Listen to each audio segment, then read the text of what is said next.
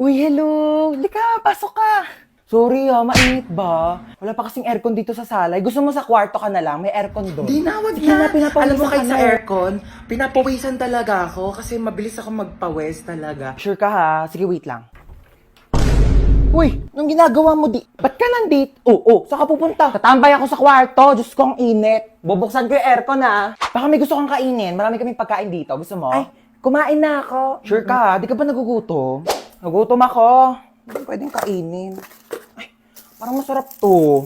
Ano panulak dyan? Ba naman itong rep na to? Puro tubig lang laman. Mag-stock nga kayo ng Coke dito. Saan si tita? Tita!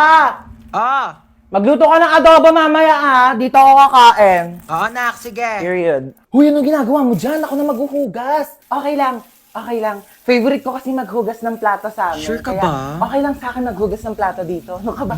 Walang problema. Sige, Sige, na, ako sige. na bahala.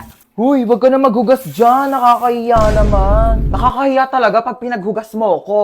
Bisita ako dito, no? Ay, wawa. Bisita ko pa talaga sa lagay na yan. Kulang na nga lang. Patirahin ka na dito ni mama. Tsaka ampunin ka na eh. Tabi nga dyan, maghugas ako. Kaso pala, ang liit lang ng kama ko. Baka di tayo magkasya dito. Ay, ano ka ba? Okay lang. Dito na lang ako sa sahig. Sure ka ba? At maglatag ka na lang ng kumot tsaka unan. Wag mo na ako bigyan ng kumot tsaka unan. Sure okay ka, lang ha? ako. Sanay ako natutulog Sige. ng ganito sa sahig. Good night. Oo. Sige na. Good night. Oo.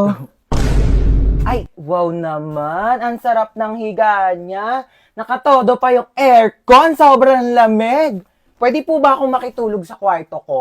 Dulang, be. Diyan oh, ang daming space sa sahig. Diyan ka na matulog. Ayoko sa sahig. Ang tigas-tigas kaya ng sahig. Tabi na lang tayo, magsiksikan tayo. Masikip dito sa kama. Tsaka ayoko nang may katabi. Ayaw mo ng katabi. Eh di dito ka sa sahig.